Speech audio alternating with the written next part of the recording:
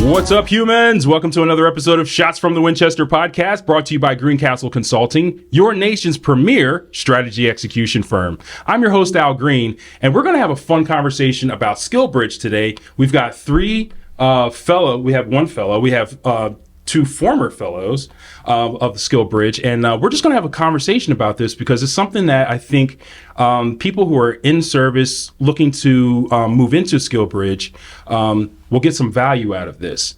So there's three walks of life.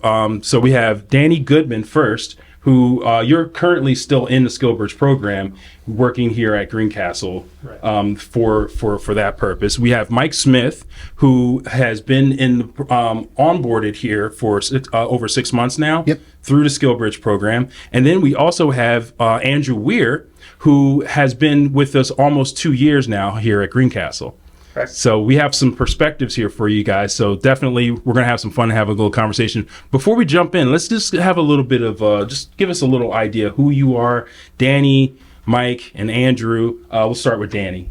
Mm-hmm. Yeah. Thanks for having us on the show. Yeah. So my name's Danny. I actually grew up in the area. I'm a native of Wilmington, Delaware. And spent the last 8 years on active duty. Mm-hmm. I'm an aviation officer, spent 4 years based out of Fort Carson, Colorado. Nice. And then the prior 4 years out of Fort Campbell with the 160th SOAR.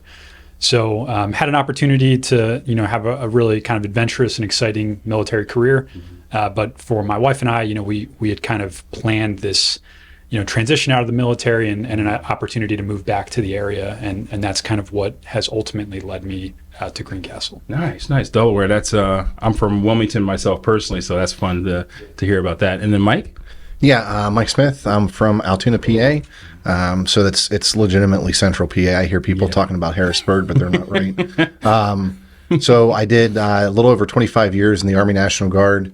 20 of that were active AGR, best kept secret in the military. In that time, I wore a couple different hats, infantry for the majority of it, and I did a few years in recruiting. And then when I decided it was time to go, it was time to go. And married, 2 kids. My oldest actually just joined. He was joining as I was retiring, and he came to the same unit I retired out of. So. Wow. I literally gave my firstborn to the military, so there's that. But yeah, that's about it. That's good. And then Andrew? Yeah, so I grew up in Lancaster, PA, so not too far away from here. Mm-hmm. And my wife is actually from Malvern. Oh, and okay. Kind of like Danny, it was like our long-term plan to move back to this specific area. So yeah, I've bought a house 4 miles away, so I'm very, very local. Oh, wow, nice. Before this, I was in Hawaii, and before that, Washington State. I was in the Navy as a nuclear submarine propulsion plant supervisor, and had already wanted to transition to project management, so this was a great opportunity. That's something I noticed in your profile, that you do nuclear energy engineering technology from Thomas Edison State University. That's epic, man. It just sounds like really big. What made you think to do your bachelor's in nuclear science? That's a great question. Really just my work experience really lent itself to it. Nice. And honestly, before the Navy, I had over 100 credits anyway. I was very close to graduating. Mm-hmm. So it took longer than I had originally intended on, but I was able to finish. Wow, that's really cool. That's really cool. And I know you did a lot of leadership, Mike, a lot of leadership stuff, and we had a podcast. We talked about that also. Obviously you're gonna bring some of that value here too, but give me a little idea of what your idea of leadership is for people. I think the biggest thing is communication is key, right? Mm-hmm. The other thing too that I always brought up and I always carry with me is making sure that you're not too far away removed from the people that you're working with. Yeah. And I'm a huge advocate on servant leadership, because if you're not working, you're working for the people who are working for you. Yeah. And that's the way it has to be, because if not, then it skews into something that is not comfortable for anyone. True. So I'm a huge proponent of the servant leadership type. Nice. And Danny, you're aviation. Something I'm not at all familiar with. I mean, I've been on planes and stuff, what was it about aviation that attracted you? I'd like to say that it's kind of the family business. My grandfather served in the PA Guard for a little over 20 years. Wow. Flew a bunch of different types of aircraft, and they live up in Allentown, PA. And I can remember as a kid having opportunities to go up there and fly with him in a little Piper Cub, do some flights around the area, and I kind of was in awe of the experience. And That's really cool. I didn't know that it was driving me in a certain direction until when I got to West Point and started doing my undergraduate experience. I realized hey, this is something I could pursue myself, and applied and went to flight school after I graduated and flew a couple different types of aircraft. But That's awesome, man. That's awesome. I love hearing people's stories and their journeys. That's really cool. So we're here talking about Skillbridge, somebody that's in the service right now. Why should they be paying attention to Skillbridge? Because I think it's because it provides an avenue for, and it's not the easy button, but it gives people who are transitioning out of the military a taste, and it gives them a way to experience something before they're actually done. Because you have your retirement date set in stone, and the last thing you want to do is hit the day after your retirement date and say, now what? So Skillbridge, I think, gives you and gives people transitioning out that flexibility to experience something prior. Cool. Yeah. So how did each of you find out about the Skillbridge program when you were in? Yeah, so my situation was, serendipity in a way. This was about a year ago. I wasn't specifically looking for a Skillbridge opportunity. I was at a networking event in Philadelphia in July and happened to be sitting next to, at the time, somebody who was a Skillbridge fellow at Greencastle, and just kind of started chatting about it. She was a Navy vet, and that just caused me to do a little more research on the company and on the Skillbridge program. And I realized, this is a well-defined, structured internship opportunity that could give me awesome professional experience and also allow me to be in the region I want to move to. So it was, it all kind of just lined up from there. Yeah, it sounds like serendipity for you, for sure. Yeah. Kind of going back to your original question too, I think one of the biggest things like a future potential Skillbridger can do is just build awareness. Because for me, that was something, I know it's like, I don't know what the climate is nowadays compared to a couple of years ago, but for me, I found out about Skillbridge and was kind of flabbergasted. Nobody had ever mentioned it to me before. Like, it's such an amazing program, and I couldn't believe nobody had even uttered that word to me. So I spent a lot of efforts just raising awareness around what the program was, getting my leadership and my, command just, information and making sure they knew what the program was and the benefits. And a lot of them actually went on to do their own Skillbridges. So that was like the first thing, like making sure, because I know a lot of commands aren't necessarily likely to approve it, unfortunately. Yeah. So I think just getting the word out there of what it is and the benefits of it is a major thing. And then a second thing is, I feel like a lot of people don't necessarily know what they want to do, but just figuring out what they actually want to do, because it's such a customizable program. You can do anything with it. Yeah. You can really just design your whole, transition in life around it. So make it yours. How did each of you search for potential employers to do your Skillbridge with? I started a search after I mentioned, I had this experience. I met the person. I started reading about Greencastle. Subsequently, I was doing searches. There's a great, the DoD Skillbridge official website.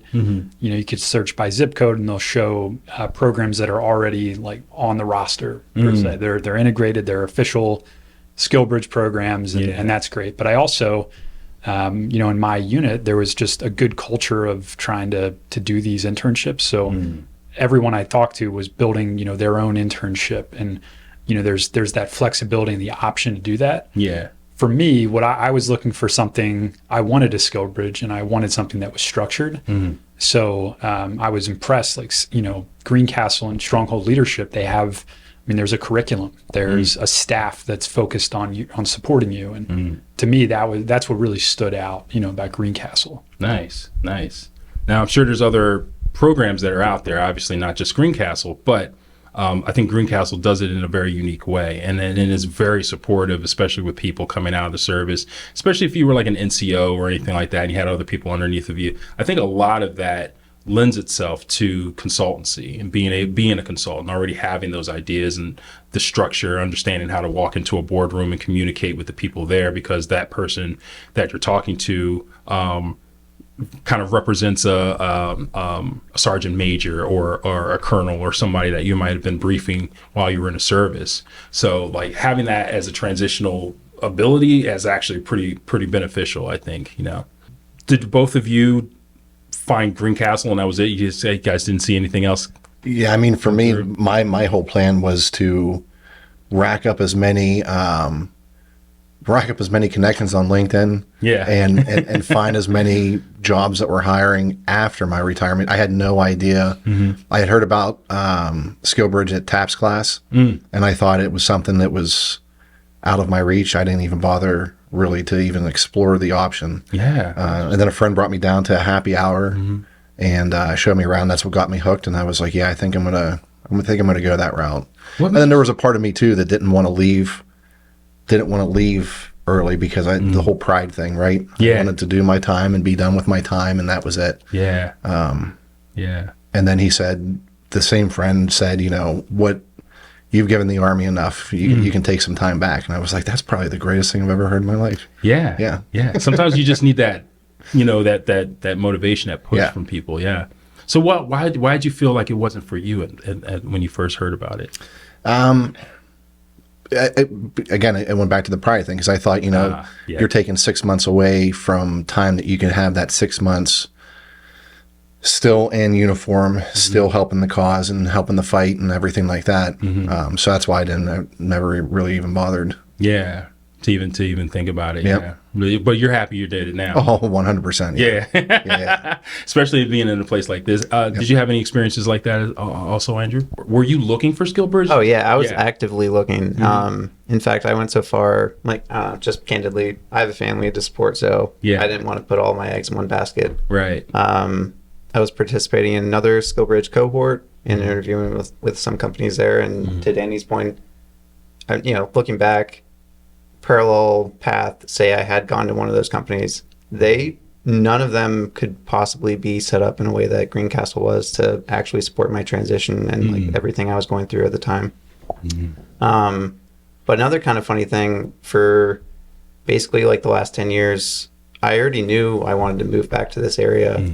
And I've also been interested. I wanted to get out of the nuclear field, but I did still want to, maintain or go into the civilian electric utility field.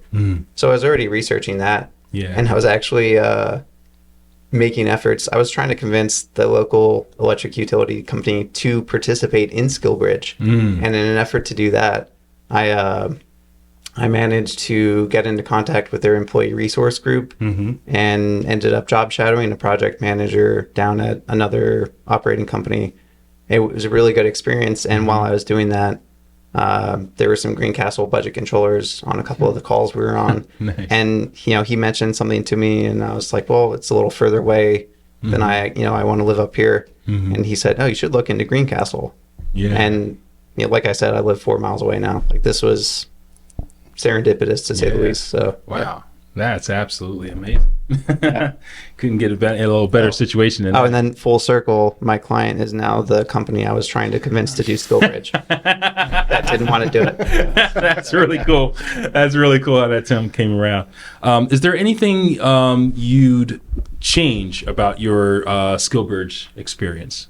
I'm in it and having a really good experience. I think if I, there's nothing structurally that I would change about the program.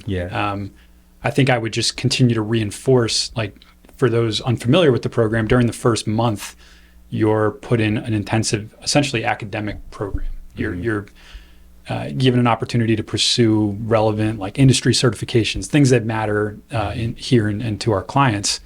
I would have really leaned in more to that. I guess, I was doing the courses that I was instructed to do and pursuing those certifications, but I think I would have just used that time for, a little more deeper professional development. I mean, it's such a unique thing to say, hey, your full-time job for the next month is just to be a better professional.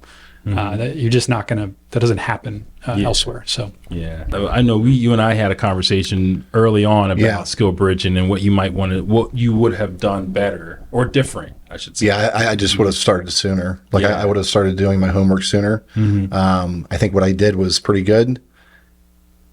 But by starting sooner, like before I came on, I reached out to everyone that I possibly could. People like current employees, just to try to pick their brains and try to get anything I could, like give me a reason not to. Yeah. And I couldn't find one. So I think, trying to get on that board a little bit sooner, I think that makes a world of difference. Yeah.